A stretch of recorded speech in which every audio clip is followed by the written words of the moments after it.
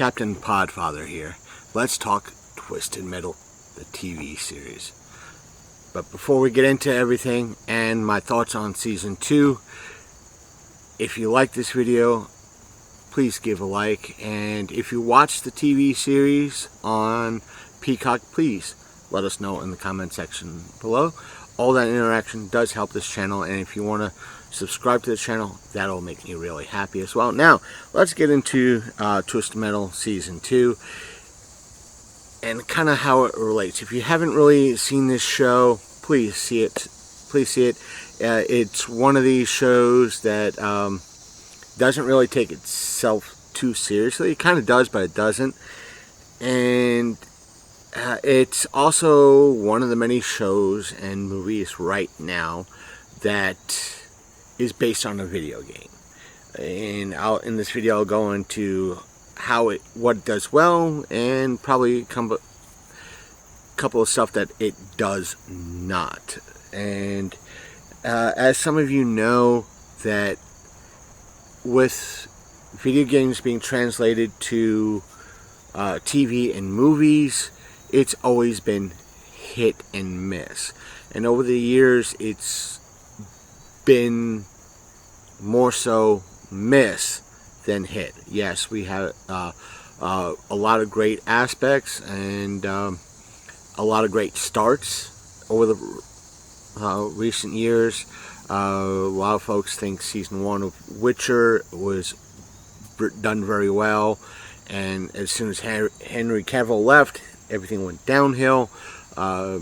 I'm not going to get into that details because I'm here to talk about Twisted Metal. Same thing with The Last of Us. The first season was very good, while everything past that seemed to kind of gradually go down. But again, Twisted Metal.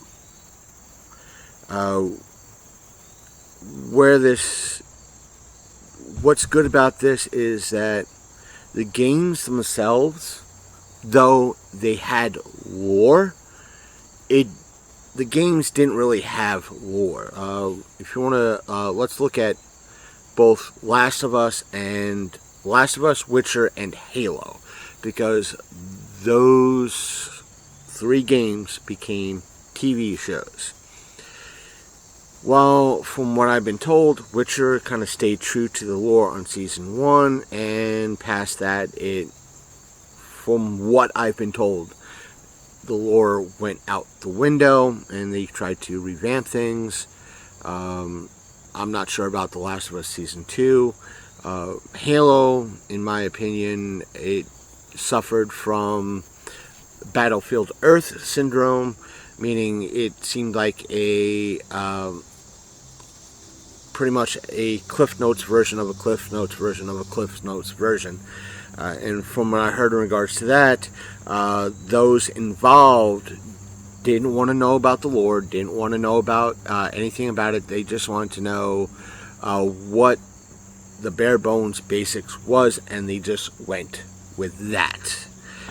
But with Twisted Metal, this is one of the things it succeeded with, and it was able to stray from the path without actually straying from the path. Like I said, the Twisted Metal games were kind of synced up without actually syncing up, because though the base aspect of the games that, hey, every year there is a Twisted Metal tournament. But when you look, and some of the aspects between like 1 to 2 to 3 were interconnected, but as a whole they weren't interconnected. I know it's kind of hard to explain, but as someone who originally played those original games back in the day, yeah, you could see why it didn't really cohere together, and that was a good thing. You didn't really need to in regards to that. And it's also what made the games fun. And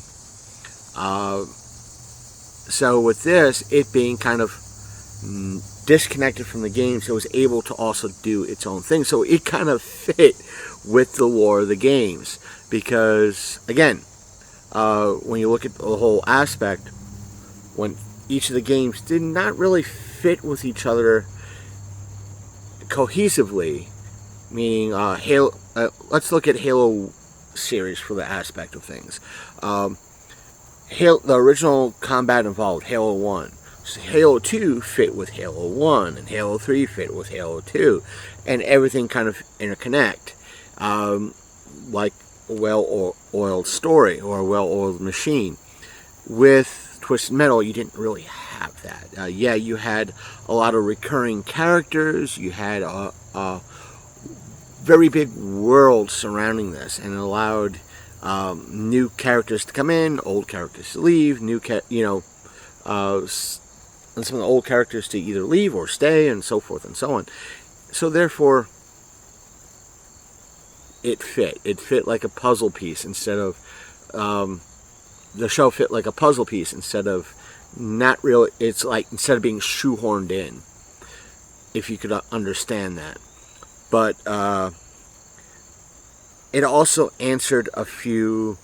Now, mind you, from here on out, there will be spoilers. That's right, spoiler warning. Between season 1 and season 2, yes, I love how they've kind of deviated from the games a little bit, where in the games, the world didn't go to fit, didn't have an apocalypse, didn't have a kind of like a global type of economic collapse sort of thing, and the Twisted Metal series was just happening and causing destruction. In the TV series on Peacock, it already happened. There was already a downfall, an economic collapse, or world collapse, and therefore it allowed everything to happen. Yes, you have a wide variety of Easter eggs and so forth and so on. And let me back up a bit, because the games didn't really have so much cohesion. This is where I become a hypocrite in a way, and a lot of my topics for the audio aspect of my podcast, I've mentioned. I'll put it here. I've mentioned how I'm a quasi supporter of the anti race swap thing, where in some instances I feel it fits, and some instances I feel it's like, yeah, you're going down a deadly slope. This shouldn't be. But with the person who played John Doe in this, it fit. In the games, I think John Doe was initially white, and in this it was played by Anthony. I think his name is Anthony Mack. A.K. Falcon, A.K. the new Captain America. It fit. That fit. I endorse it, because Twisted Metal really didn't have a whole aspect of things. And again, so that in and upon itself is an Easter egg. There were a whole mess of Easter eggs and slight revamps and redos, but they were still Easter eggs, which made everything fun. And having Twisted Metal in a way be part of the TV show as well. I mean, you see Twisted Metal comic books, games, and so forth and so on in the story and upon itself. Did they take some liberties in regards to in season 2?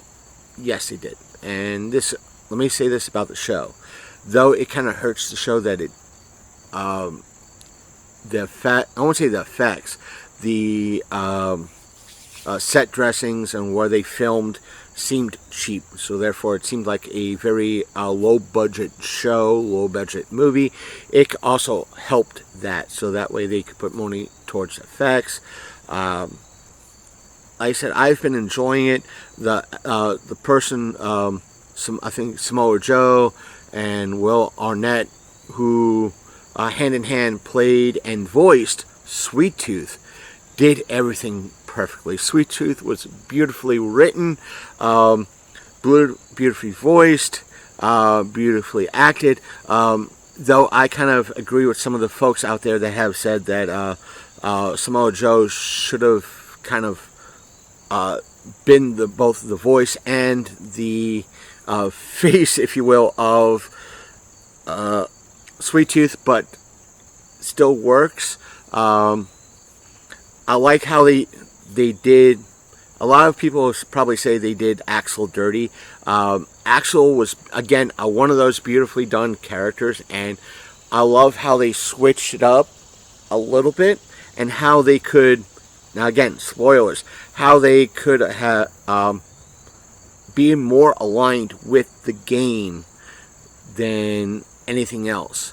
Let me explain. In the game, Axel was attached to his vehicle, physically attached. He could not leave his vehicle. And that was his wish in the game, that he would be able to remove himself from the vehicle. In the show, he is basically a cyborg in a way. He was able to kind of unhook himself from the vehicle. He kind of had a big kind of motorized gloves on his hands, meaning he didn't really have human hands. He just was that big machine hand on each end of his arms. So that's how he was able to kind of leave the vehicle. In one of the final episodes of season 2, it appears he dies, and we don't know. It's left up because the vehicle with him in it just wheels off or rolls off. So you don't know if he's still counted amongst the living or not. But in one of the parts of that scene, he gets fused to his vehicle. So you could say it's a way for him to come back in season 3, if there's a season 3, and I hope there's a season 3. The person who played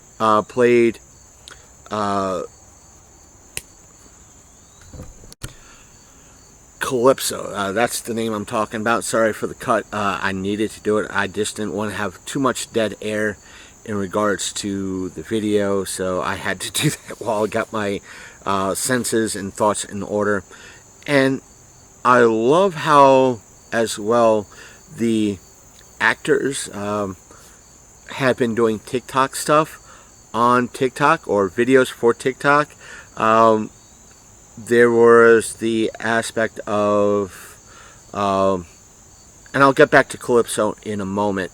One of the actress that played the driver for Mayhem was putting out all these TikToks featuring her, the person who did, I think, played Raven, and the Exterminator character. I forgot her character's name, but yeah, doing stuff like that, doing stuff with Axel, doing stuff with Quiet, doing all that was fun. It was cute, and it wasn't like how a lot of the other people that promoted stuff kind of looking at Snow White here kind of ruined things. It kind of helped the series. You know, we're not taking ourselves, the show doesn't take itself seriously, and therefore our actors and actresses are showing that how they have a good time.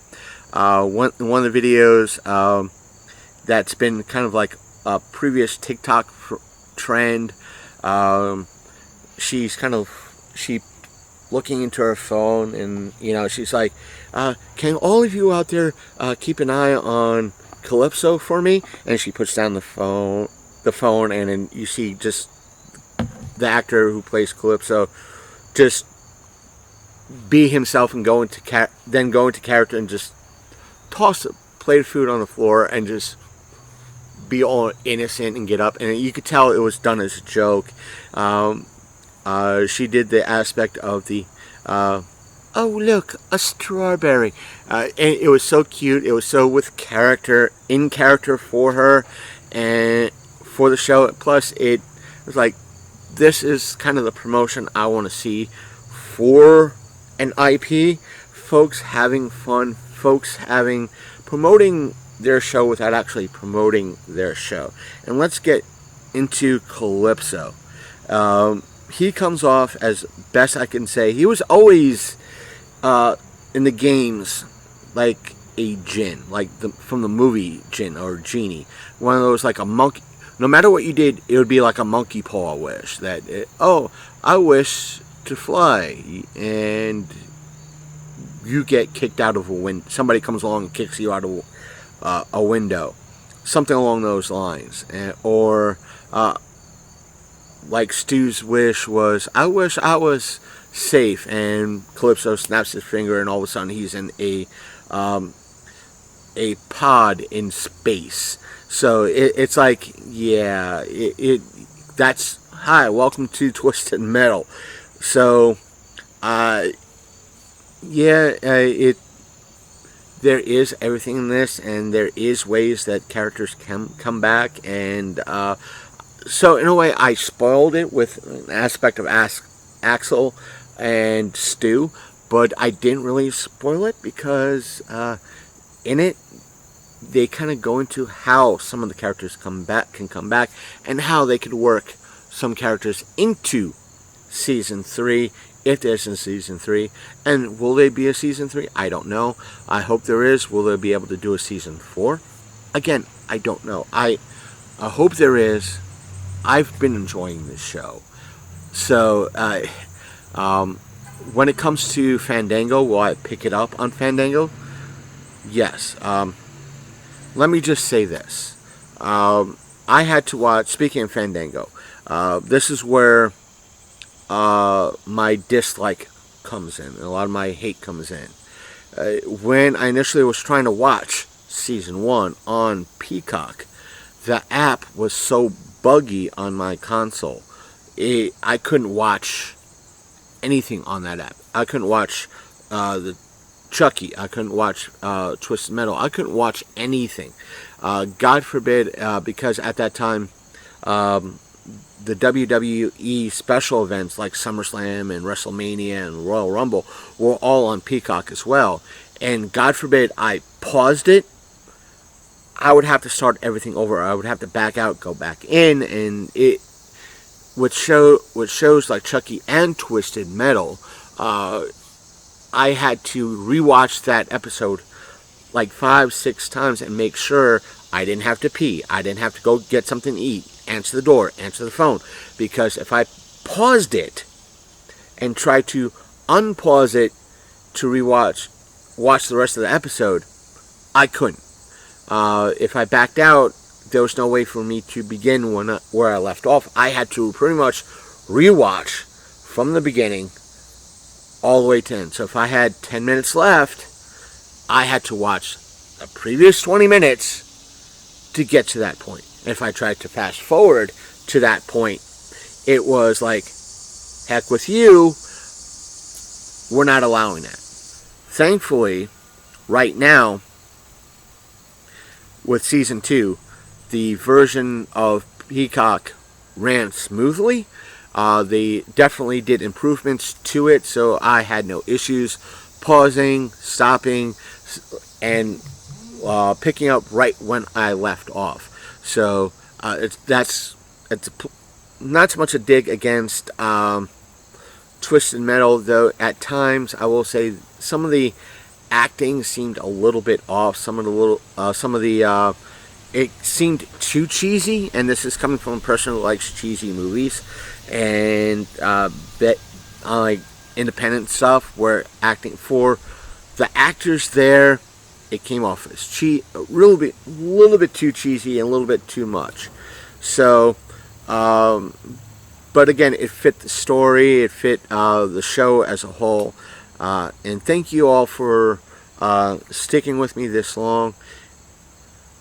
So I'll end it there. I'll put it like this: out of 5 stars, I'll give it at least 4.5 stars in regards to this.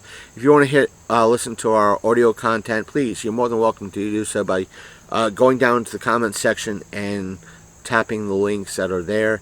We have a bunch of other social media outlets that are all down there, so you're more than welcome to do that. And on that note, I gotta get ready to do some things. So I'm the Captain Podfather. I hope you like this video, and I'm a gamer. I may or may not be wearing a bikini.